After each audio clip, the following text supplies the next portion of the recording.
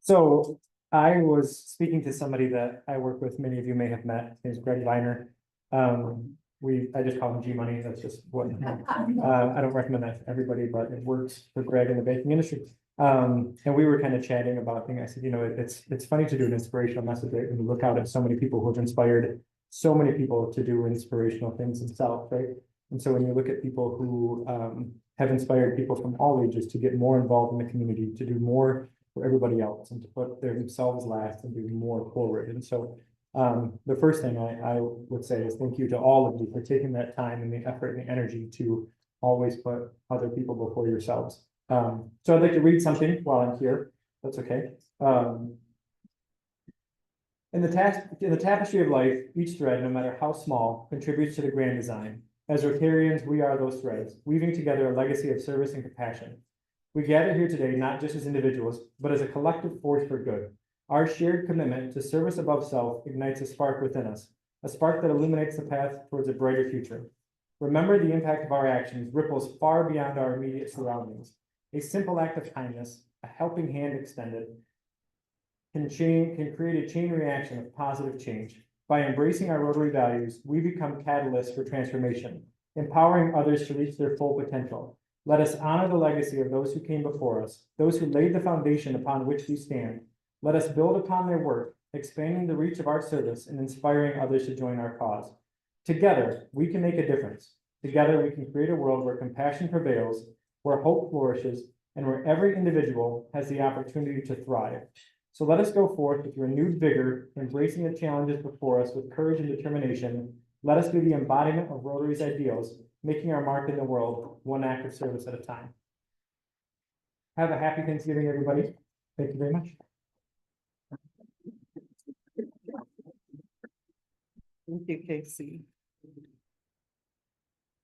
Okay, we had a little late start today, which I think worked out for a number of reasons, especially for Casey, who was coming here after being at his son's event in Flushing. So we're gonna get started fairly quickly. So about 5 minutes or so, go ahead and enjoy your meal. Here's some activities and events coming up in our next meeting information. And then we will get on with the rest of our meeting. Thanks so much.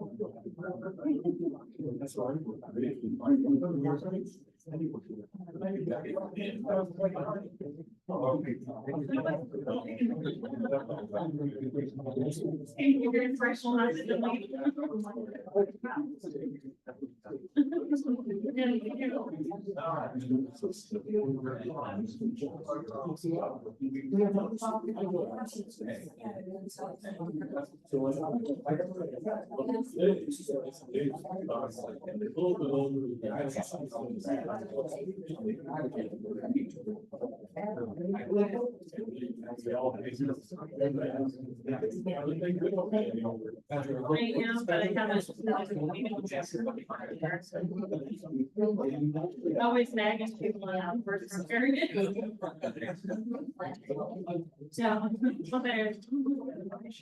don't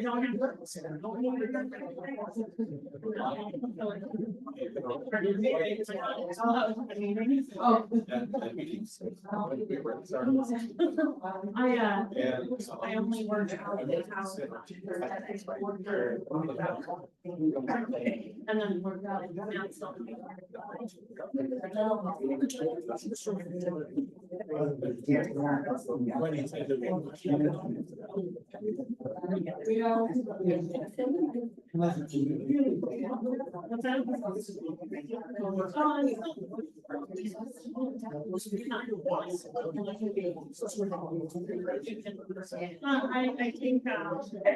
think I've got it set up right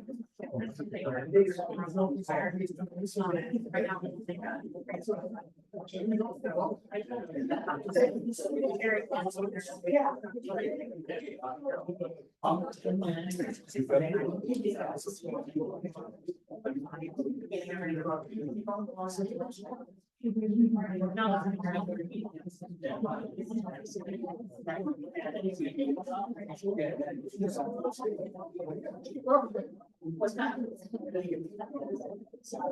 Yes, exactly. Technically, I'm not.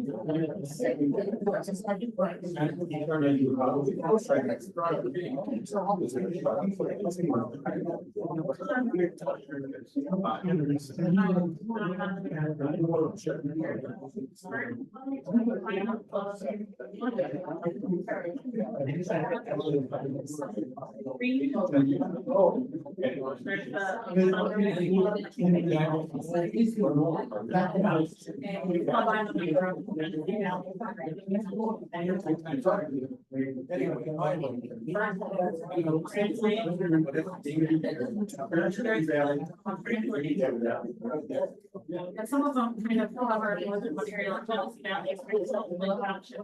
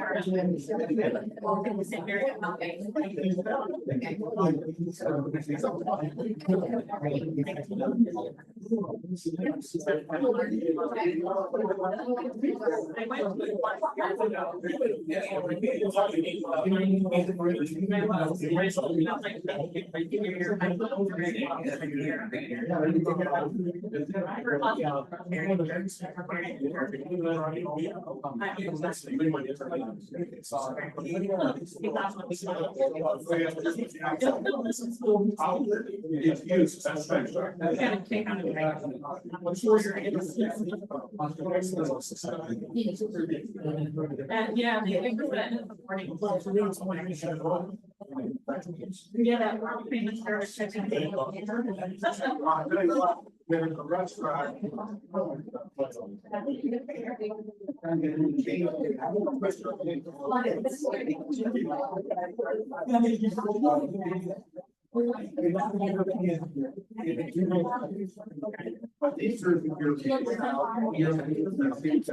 Where is it at? It's right on the corner of,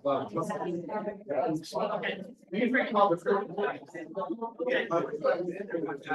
You're right. we have,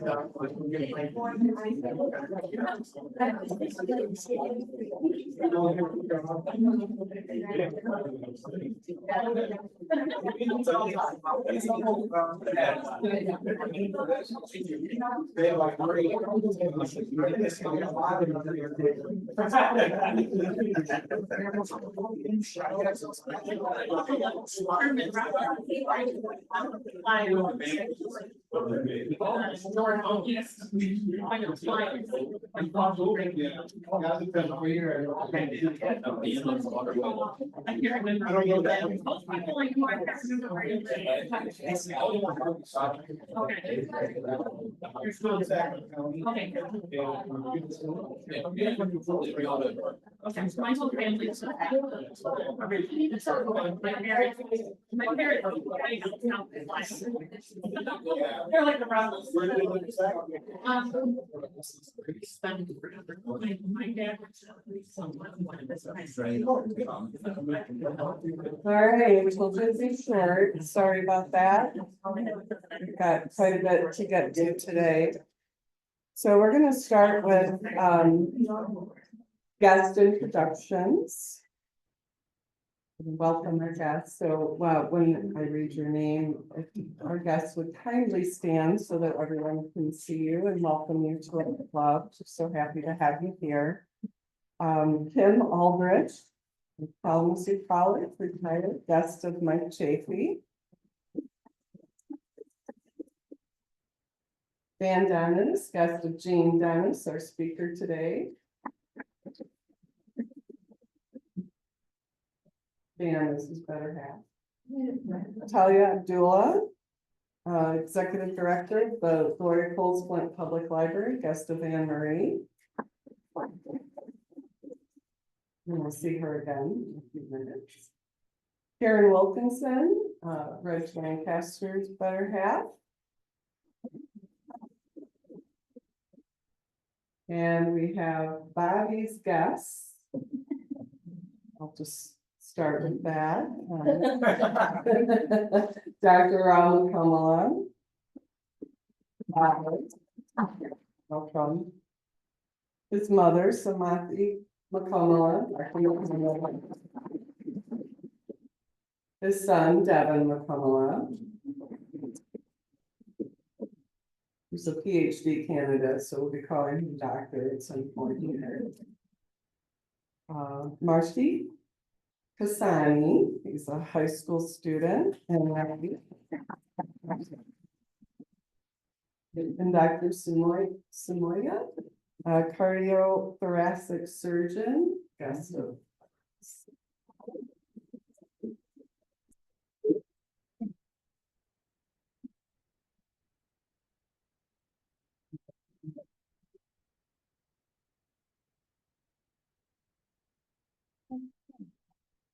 We have health and welfare, Elizabeth, and then Steve. Do you want to share about Jim Richardson? No. Oh, Jim's here. Jim, do you want to share about yourself? Well, it's quite the notice. It's all premature. I'm still here. I got hacked. Hacked everything and got all my emails from my account. And sent out an email to people that said, did you get my email? And some people responded, no. And when they did, they got a message back that said that I was in an accident. But I broke my leg and knee and head and I don't know what else. And how about sending me a gift card? The downside of it is that I have not been able to recover. My account is still floating out there somewhere. And AT&T hasn't been able to recover the account yet. So it's a royal pain. But it's like, and I'm here quite for the month.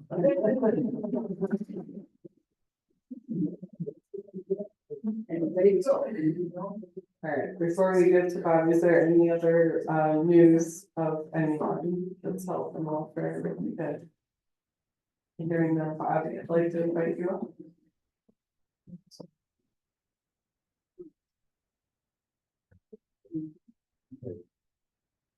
Hey, everybody.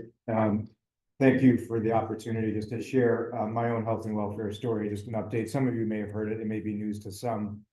But I was giving a speech at the American Medical Association last week, actually, in Orlando. And for about 90 seconds, I had a moment of what they call expressive aphasia, where you're saying words, but they don't make any sense. And this had happened a couple of times before, and I just thought it was a senior moment. I'm 53 now. Or, you know, what they call a brain fart or something. But in a room full of doctors, they were like, oh, no, this ain't right. And so they sent me for evaluation. They thought maybe I had a stroke. Turns out it wasn't a stroke. I got home from that meeting last Wednesday and had an MRI scan that shows a rather large brain tumor. It's so, and if you want, I mean, a picture's worth 1,000 words. And so you see the big white thing doesn't belong there. And so we're in the process of figuring out what to do about it. It's most likely what's called a low-grade glioma, which is technically cancer, but one that doesn't spread anywhere but could come back in the area. So going out to Mayo Clinic next month to have that removed, see what they can get out of there, and then follow it up with some therapy afterwards, and obviously hope for the best. But, you know, I don't want this to sound like a eulogy, because I have a, you know, better than 50-50 chance of at least beating this thing for a decade or more. And just wanted to share with you before I go through this operation that may leave me with an inability to speak or not speak properly, just as a show of gratitude, because Rotary is responsible for creating the spirit of community service and servant leadership in me. Very grateful to all of you to helping me learn from your example. And I've got a blog that I've started about tumor reflections that happy to share with you about things that I'm learning about life at this stage going through this, but and also just asking for an attendance waiver for the next 2 months because I probably won't make it in here, but when I do, when I do, I'll be looking forward to that opportunity. Thank you.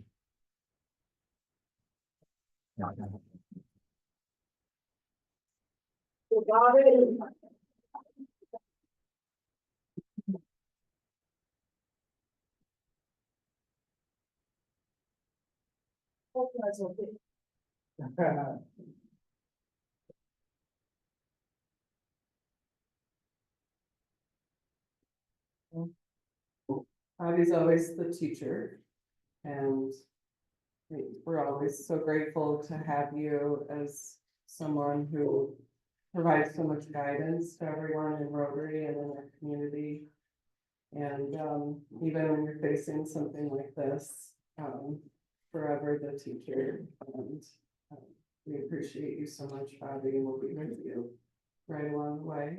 Thanks. We have a whole room full of dedicated Rotarians, so. Thank you. Hard to follow that, but Talia, you're learning what Rotary, what the Flint Rotary, what's at the heart of our club. This is it. We care about each other very much, and we welcome all new members, and we value the friendships of the members who have been with us for decades and those who join us today. And we're a family. And we're just always so grateful for that fellowship through everything that is challenging and everything that lifts us up. So I would like to invite you up, and Anne Marie. We're going to do a new member induction.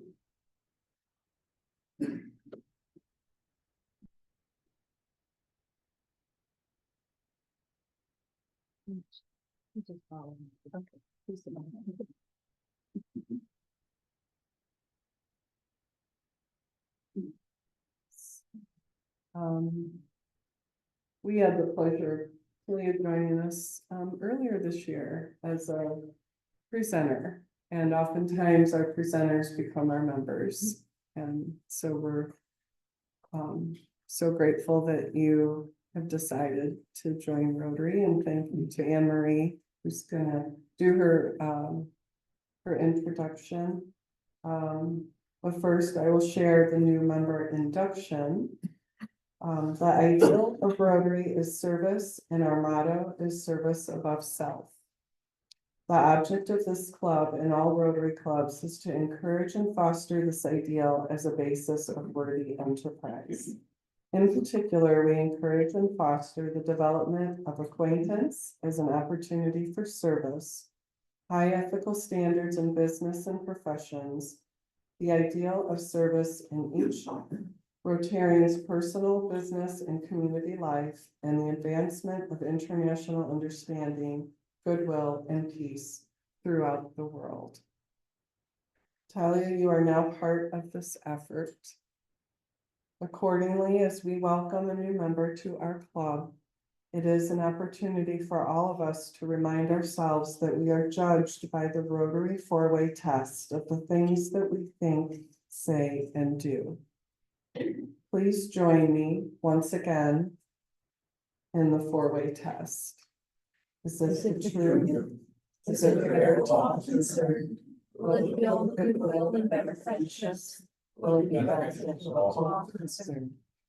Talia, please remember that you have been admitted not only into the Rotary Club of Flint, but into a worldwide association. And by virtue of your membership in this club, you are welcome into the fellowship of Rotary clubs around the world.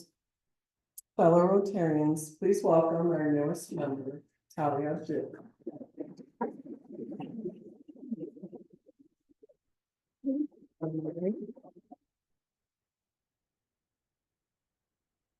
As Ellen already mentioned, Talia is not new to us. She was here as a speaker. Many of you have worked side by side with her as volunteers at the Glory Towards Flint Public Library. And we hope that her presence encourages even more support. President Ellen had a couple of opportunities coming up on the board, and we hope that you have many opportunities in the future, not just to fellowship with her here, but also through service at the Flint Public Library. And she's only been here for a little bit over a year, which is hard to believe because I do feel like, well, I suppose I work across the street from you, but I feel like I've seen Talia quite a great deal. And she came to us from Englewood, Colorado in the Arapahoe Library District. She has worked in academic school and library settings in multiple states in many management positions over the course of the last 20 years. I especially value that she's very, very much a champion for literacy, a leader in equity, diversity, and inclusion efforts for libraries and beyond, especially for her own team. And I'm just very pleased to welcome her to the Rotary Club of Flint. All right, we have a new member certificate for you. If you want to do that, If I can and figure your it out. Rotary pin.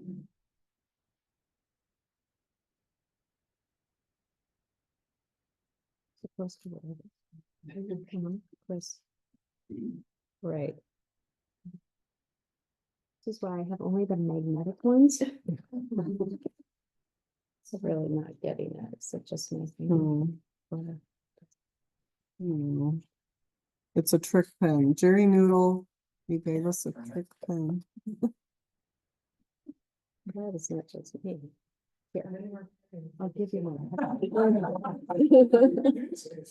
It's actually, well, I'm not gonna give her a defective pen.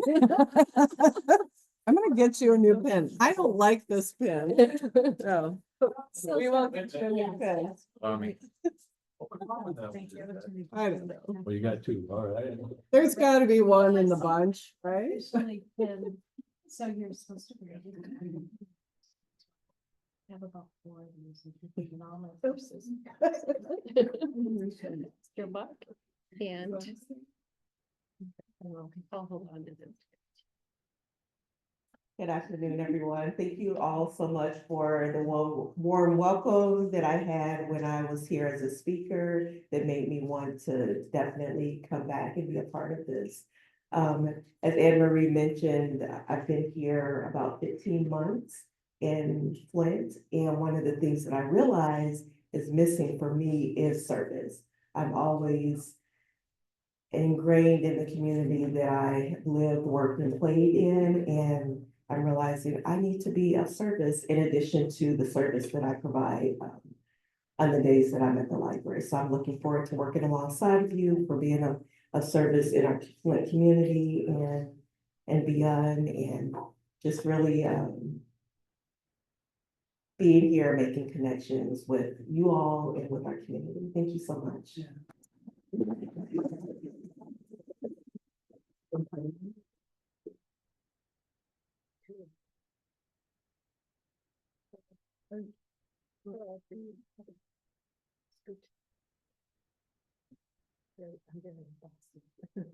It's a good thing. Welcome, Tom. Thank you so much.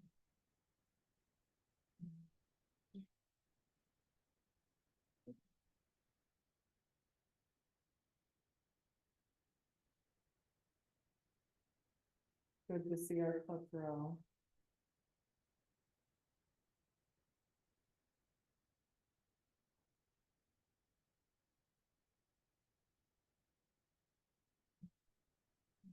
Just a couple announcements, before I get to this, December 11th is the date that the Grand Blanc Rotary Club selected for the Crossroads Holiday Gathering.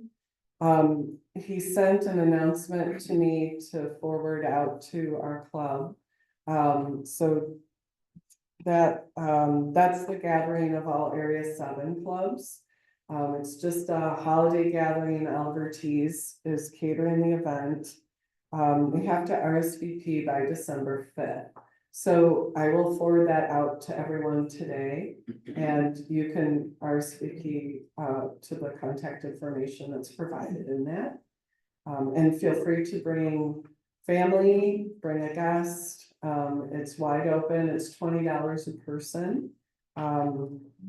I don't recall what it said about how they're collecting that. I think they're just collecting it at the event. So, but more to come on that, but we'll get that out because the deadline is approaching. The other thing is just a reminder about the Economic Forum. It is December 13th. It will be here at Food Bank, so don't go to the North Bank Center. And things are gonna look a little different here, in our room. There's probably gonna be around 100 people for that event. And, you know, it'll be conducted in the same way, as it has been at North Bank, but it'll just be here. There's no charge for that. But we probably need a few extra people to help with setup and takedown, and we need a couple people to help with the questions at the end of the summit. So if anyone is interested and able to help with the setup and takedown, I think we have one person, Dawn, is that correct? We've got one person signed up, so we could use at least one more person to help us set up and takedown, let Dawn know. And then if you can help with the Q&A, I need to know that actually sooner than later. Feel free to raise your hand. Anybody coming that would like to collect? Okay, Anne Marie. Anyone else? Okay, we got Jerry. And Jerry. Oh, Jerry's for setup. Okay, is there anybody else who could do the help with the Q&A cards? You just collect them and then hand them. Jerry and I. Okay, awesome. Thank you. And Anne Marie. Anne Marie. All right, very good. Yeah. What's the date on that? December 13th. Yeah, so remember in December, we're meeting on the first Friday and the second Friday. That's so a couple changes. First Friday, second Friday, the rest of the month is your own time. Except for court and the holiday walk and, you know, those other things, so. But our meetings are first and second Friday in December only. Cause we, you know, we miss each other if we don't meet enough and those pesky holidays get in the way. All right. Okay, philanthropy. So on your tables, are the contribution sheets, and I haven't talked to Lynetta about this yet, but we, might be doing, a little more involved presentation on December 6th about where our investments have been going, to the Rotary, the Flint Rotary Foundation and Rotary International. But for today, I have to mind my time. Mike Chafee shared some numbers with me to share with all of you, which we'll get more in depth on December 6th. But we did separate the dues form and the charitable giving form this year. we're still not sure if that was a good idea or not, because our Rotary giving, all of your individual giving is down. If you look at the numbers under our logo, that's the number of Rotarians in parentheses, our Rotarians in our club that have given over the years. So since our year 2021-22, we were at 50 of our members that were contributing, and we're at 9 right now. And so we haven't really jumped into that, to figure out what's going on. But the foundation is our future. And it's how we give to our community. Our club has been more focused on contributions to organizations and causes in the Flint community, versus heavy service. We do both. So if we want to be able to continue to do those types of things, it's important that we sustain the foundation. And that's that's gonna keep our club functioning in the future in terms of the things that we want to invest in.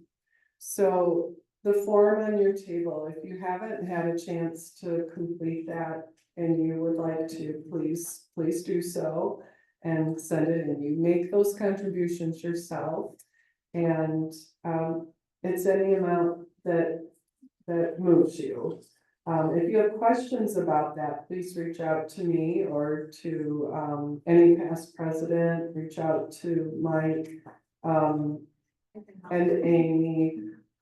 We can share with you how the contributions, how they perform, how they impact our budget, all of those types of things, which we'll go over in more depth in December. And it'll be fun. I know that doesn't sound like a fun meeting. Don thinks I should do Jeopardy. We'll see. We might do something like that, so. But with that, and we all know about our Paul Harris Fellow, and our Jack Cameron Fellow, but there's also 2 other levels. There's benefactor and major donor. And today we have a benefactor recognition to share. Benefactor, so Paul Harris Fellow, and hopefully I'm gonna get this correct. I've got Amy and I've got Mike to help me, and others who know this information. But the Paul Harris Fellow, if a Rotary member gives up to 9,000, it's Paul Harris Fellow +1, +2, +3 for each 1,000 that member gives. When it gets to when that Rotarian has made their a total of 10,000, I got it. A total 10,000 in cumulative giving, or you can do it all at once, then that is the benefactor level. No, dang it. Major donor level. Shoot. Benefactor is 10,000. For me, No, benefactor is $1,000 to the endowment. $1,000 to the endowment. Which is different. The endowment, yeah, okay. You got it. I'm sitting back. No. Okay, well, that was clear as mud. All right, Mike Chafee, come on up.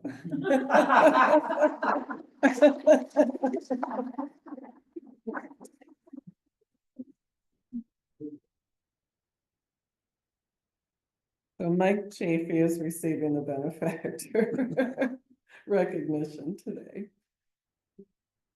This is for you. Nice. And it came with a really cool pin. Well, actually, it's an attachment for the pin, which I'll let you, I'll do that. or I'll let him do that. Good. So Mike, thank you for your support of the endowment fund of the Rotary Foundation of Rotary International. To meet the goals of our environment area of focus, we chose a paper folder to display the certificate instead of heavier materials we used in the past. This choice helps save both non-recyclable production waste and shipping related carbon emissions. We appreciate your support of all of Rotary's priorities. Thank you so much. Way to be environmentally sound. Thank you.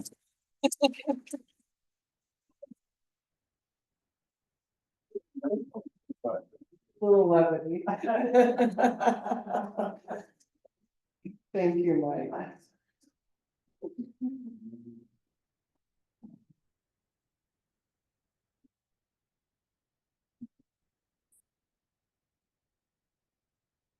All right, who's doing the 50? We got Now Dave. for something totally different. Speaking of land. You're probably wondering what this is about. Well, you ready? We're gonna draw the third place. It is 736,333. 736,333 for third place. Right there. Yep. Second place is 736,320. 320 for second place. Is that correct? So much. And first place and a chance to be president from now on. 736,337. 337. Oh, there you go. There you go. Yeah, Marie. All right, Dawn. First base.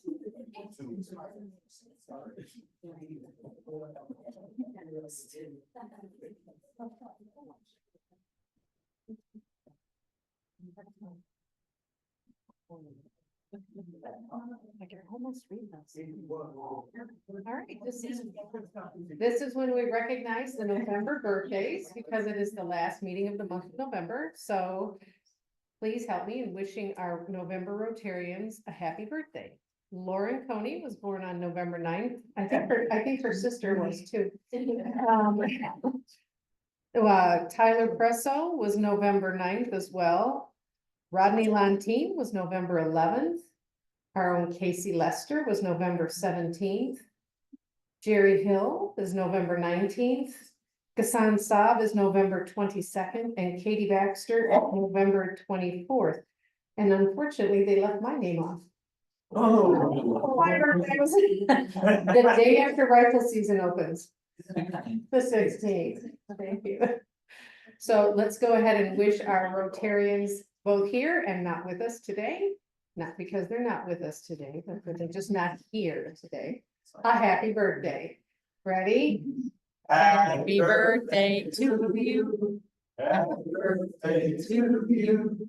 Happy birthday, dear Rotarians. Happy birthday to you. That's okay. I was like, God, I don't have to get in your room. All right, Jerry Noodle. I don't run a very pressed time here, so. No? Okay, well, I give Gene plenty of time. Well, certainly my pleasure and honor to introduce a friend of mine I've known for a long time. And you have also known him. Gene and I have similar backgrounds, although I got it straightened out. It was only our kids that went to Western Michigan and not he and I and Jan. But Gene and his wife Jan, who Jan's here today, yes, they've been married for 59 years. They raised 4 sons, which they all went to Western Michigan. So go Broncos, except for last week. Gene said he wanted to keep this short, but I can tell you, I've known Gene a long time. We've had similar paths, serving on boards and so forth.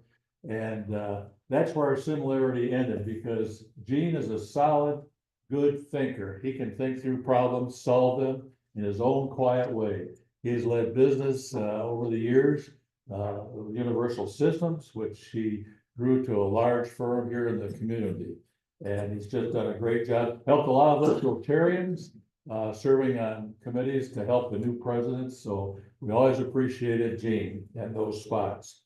He's been a member of our club for 45 years, and he served as president in 1990, 91. And younger years, that was just a while ago, Gene played tennis and piloted a hot air balloon. Does anybody know what his captain's name was? Only once, twice? Oh, Jan knows, yeah. He was Captain Fairweather.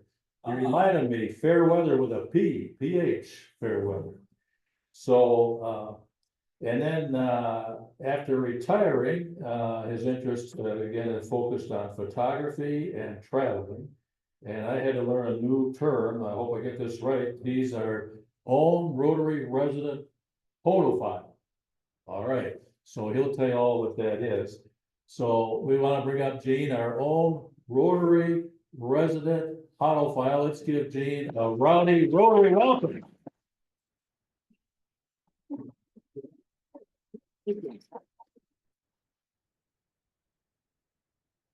I presume that clicker works. Okay, good. Hi, everybody. I am a photophile. How many other photophiles do we have here in this room today? One. We got several. How many of you don't know whether you're a photophile? Several of you. Those of you that don't know that whether you're a photophile or not, didn't read President Ellen's email newsletter this week. She explained what a photophile was. But in case you didn't know, let's see if this works. Let's look at a definition. A photophile, Greek in origin, means one who loves travel. Now let me ask the question again. Are there any other photophiles? Who else is a photophile in this room? Lots and lots and lots of people.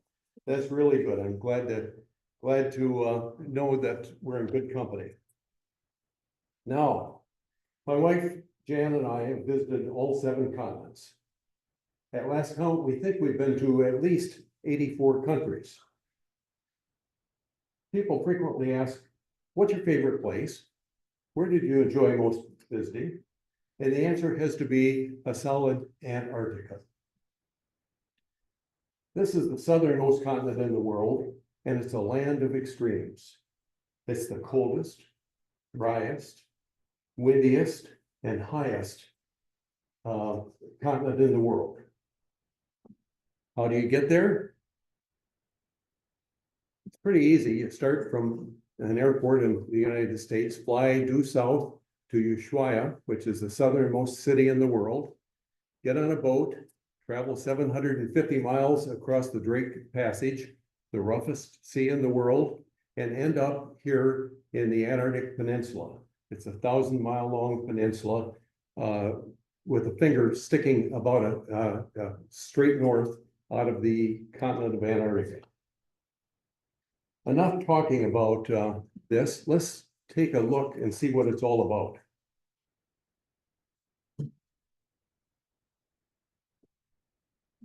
We got no sound. There's supposed to be sound with this, but don't worry about it. Just enjoy the pictures.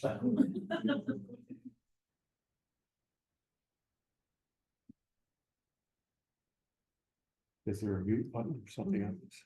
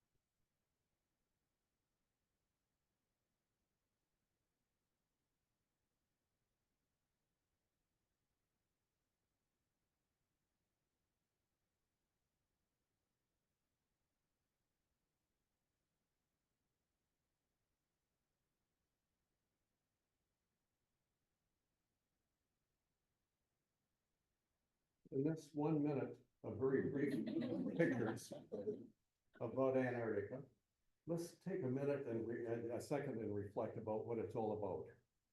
Antarctica is a place of unparalleled beauty. It's home to many unique species of wildlife.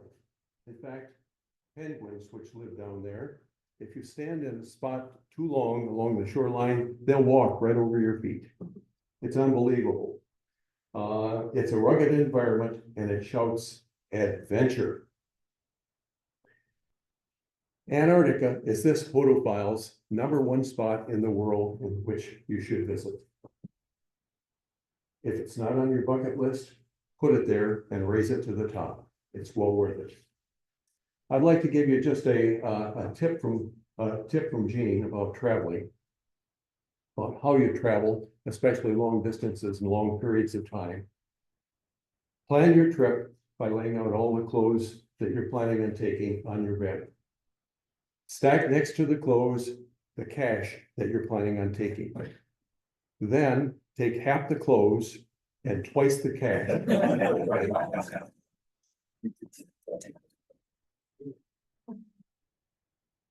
Okay, from Antarctica, we're going to travel another 8,000 miles to Southeast Asia. Specifically, Thailand, Cambodia, and Vietnam. This region offers a panorama of diverse cultures.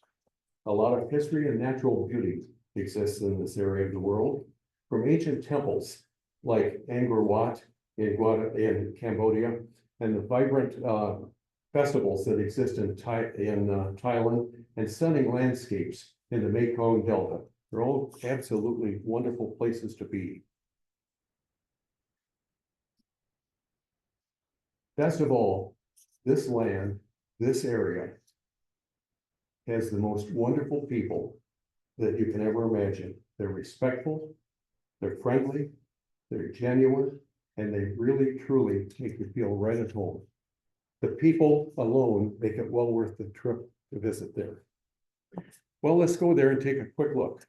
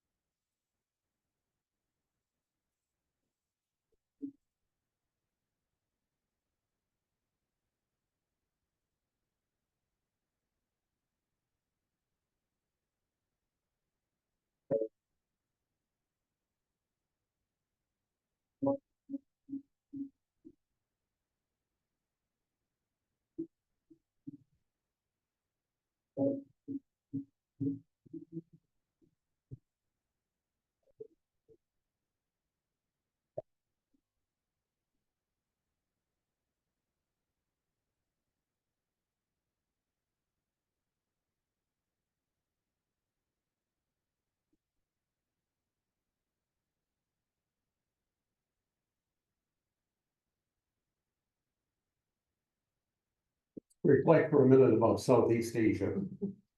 The friendly people make it really an area of the world that you can fall in love with.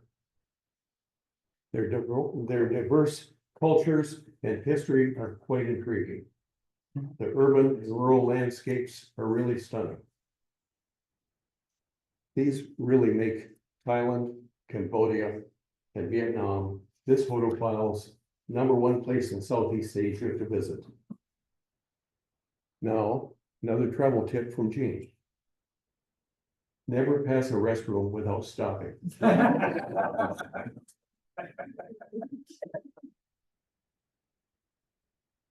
Okay, now we'll travel a little closer to home for this next place that we're going to visit. Alaska. The area, this is an area in North America that has become quite popular in recent years. A lot of cruise ships make it a destination. And it's easy, relatively easy to get to. If you travel to Alaska, do one thing. Don't stay just along the coastline and the port cities. Make sure you travel inland where that you can really see the natural beauty, the wildlife, and the cultural heritage that exists. Okay, you ready to go? Yep.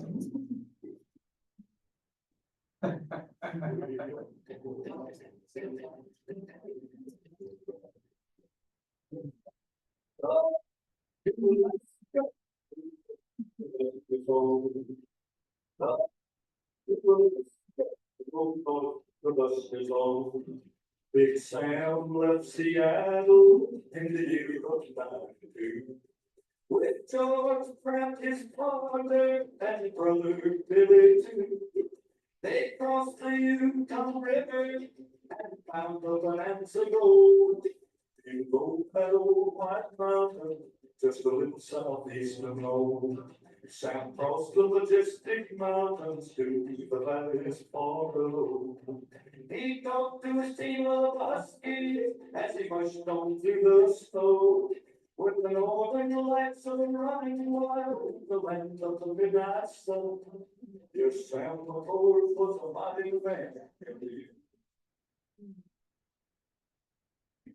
Well, that was brief, but it was a tour of Alaska. Now, while we were there, we happened to fly in a bush plane about 240 miles north of Fairbanks to a little village called Wiseman. There, we met an intriguing person. No, it's not these intriguing persons. This was a vanity photo just to show that we had been to north of the Arctic Circle. The Wiseman has a population of 11. That's a permanent population year round. It's located 250 miles south of Dead Horse. That defines exactly where it is. I'm sure you all know where that is. Dead Horse happens to be the northernmost point in Alaska on the Arctic Ocean. 100 years ago, this area that we happen to be in right here was largely gold rush territory. Today, it's nothing more than a way stop along the Alaska oil pipeline. In Wiseman, we met Jack Rilkoff. Jack has lived here in the area of Wiseman for 35 years with his wife. Notice his luxury cabin that he happens to reside in. He was happy to see us that day because there aren't too many visitors that come to Wiseman. And so he was quite pleased to show us around and help us enjoy the day there in his town.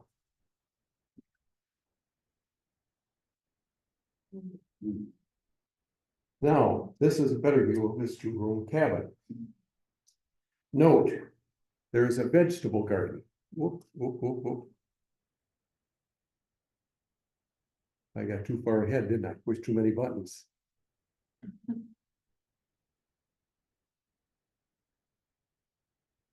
Here we go. Now, note, vegetable garden. See this patch of land right here? In the summertime, sun shines 24 hours a day. He can grow root vegetables, and he does. Potatoes, carrots, what else does he grow? Onions, beets, all of those wonderful parts of your diet that you need. Notice also that his house has solar panels, quite modern. It powers his 2 light bulbs that he has in his house. Each light bulb is an 11-watt LED bulb, like you'd have in your table lamp in your living room. Now, during the winter, you say, well, Gene, it's dark 24 hours a day in the winter. And it is. Our solar panels are absolutely useless. But if you notice over here in the corner, there's a little Honda generator. He uses that to charge his batteries that he powers the lights in his house. He doesn't run it full time because gasoline costs him somewhere between $7 and $10 a gallon. So he uses it sparingly, just to, it's minimally to keep light on in the house. One other comment that he made is, imagine the outside of this place in the wintertime. He piles 8 foot of snow on all sides of his cabin to provide extra insulation and protection. For him, it's quite a place. Jack took us inside. His cabin consists of 2 rooms, as I said. There's the bedroom and there's the everything else room. Jack explained that he lives off the land. His meals consist of moose, fish, and other small game prepared in connection with the root vegetables that he grows and uses throughout the year. Notice there's an array of firearms up here on the wall he uses for protection and hunting game. Also, note it's quite a modern place. See this? It's a computer, pretty ancient by most computer standards. It wouldn't live up to yours here, Helen. But it does allow him to connect by email through a cell tower about 25 miles away, 25 miles away. When the weather is good, it's not snowing too hard, he can actually make a connection with the outside world. Jack does go grocery shopping. Twice a year, he travels 240 miles one way to Fairbanks, where he picks up essentials for the next 6 months. The essentials include such things as flour, sugar, salt, canned goods, and a few other items that he just can't home grow himself right there in Alaska.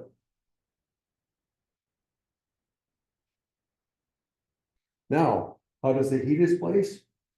This wood burning stove is in the middle of the everything room. It heats his cabin and doubles as a cook stove. Jack explained that he burns it 24 hours a day for heat and for cooking. He uses wood. Why wood? Oil or propane would cost him somewhere in the range of $30,000 a year for heating up there. And he said, I can't afford that. So he chops wood and uses wood for his heat source in his cabin. Notice the hot water pots that are always on the top of the stove. They're there for hot water, for cooking, for washing, and then an occasional cup of hot coffee. But every modern place needs a refrigerator, right? Well, his refrigerator happens to be a hatch in the floor, if you noticed it. If you know anything about Alaska, above the Arctic Circle is permafrost. The ground is always frozen. And so by stashing perishables in the floor, under the floor, he is able to maintain whatever he needs to preserve at a perfect temperature of 40 degrees. Wouldn't you agree? Jack's life is interesting. But boy, I couldn't live like that. Let's do some reflections on Alaska. Alaska has an extremely rich tradition and heritage of its indigenous background. People that have lived there for some 10,000 years. Alaska provides breathtaking landscapes. No matter where you look, there's a mountain, a river, a glacier, or something really impressive to look at. And wildlife encounters, well, frequently, they can even be scary. This photophile recommends Alaska as the #1 place in North America that everyone should visit.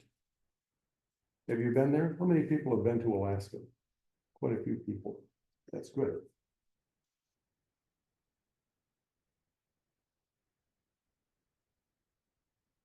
Now that I've shared my 3 favorite places in the world to visit, you're probably asking me, Gene, you've been everywhere.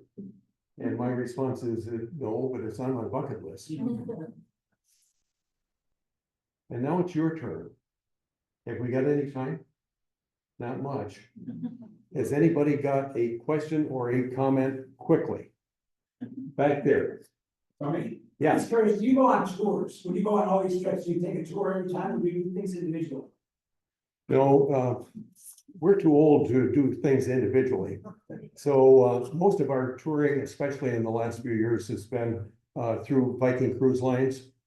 And through Viking Cruise Lines, they offer a wide variety of excursions from their ship, off their ship. They also offer a lot of pre-excursion and post-excursion tours that are more extensive and go further inland or further away from where you are.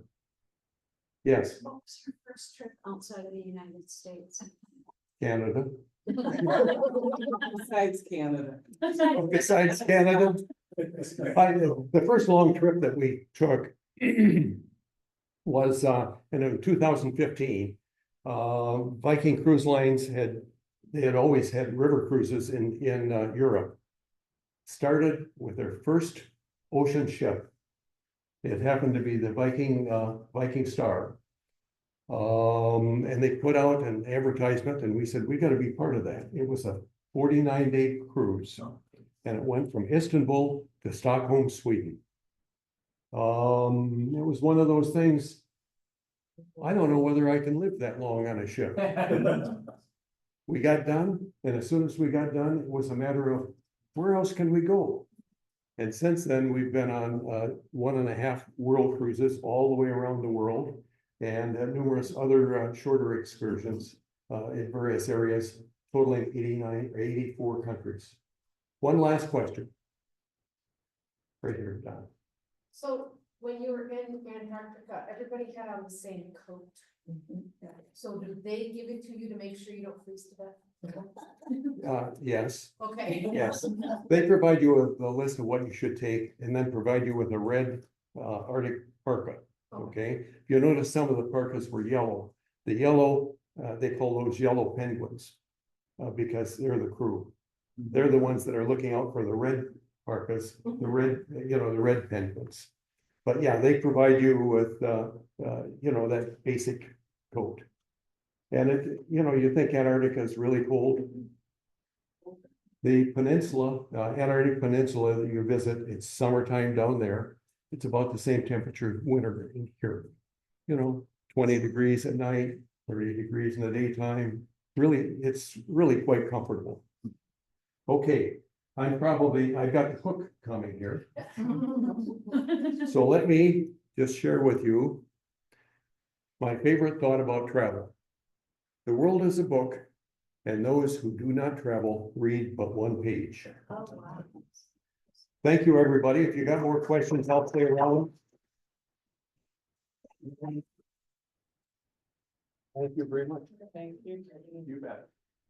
All right, so I went a little over, so I know Rich had a question. If anybody else has questions, you can grab Jean after.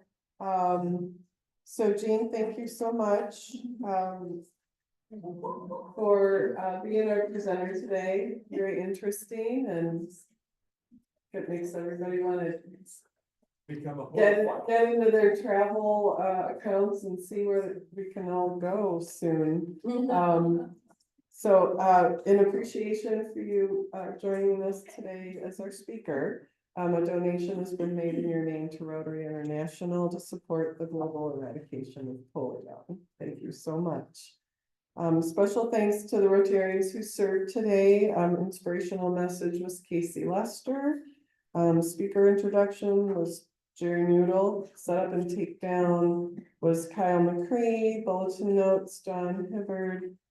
Registration was Mike Chiefy and Amy assisted, and Terry Foreman, our head table extraordinaire. Raffle was David Smith, and I'll just say Amy Krug was the Zoom host. And I'll take it. awesome. Oops. Oh, this is more. Those were add-ons. You had more slides. Wow, look at this. Thank you, Jane.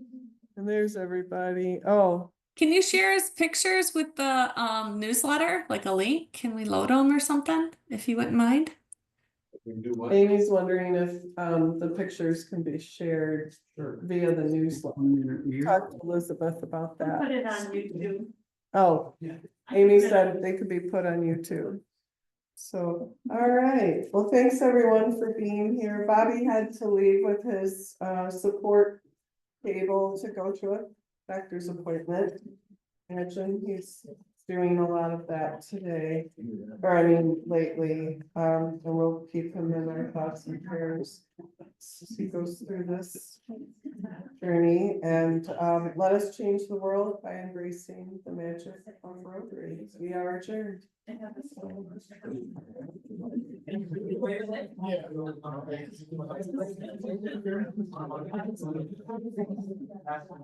Well, thanks, friend. Who's still here? Oh, Andy. I love you. I'm here. You did good. Talk to you later. Tough day. All right. Bye. Bye.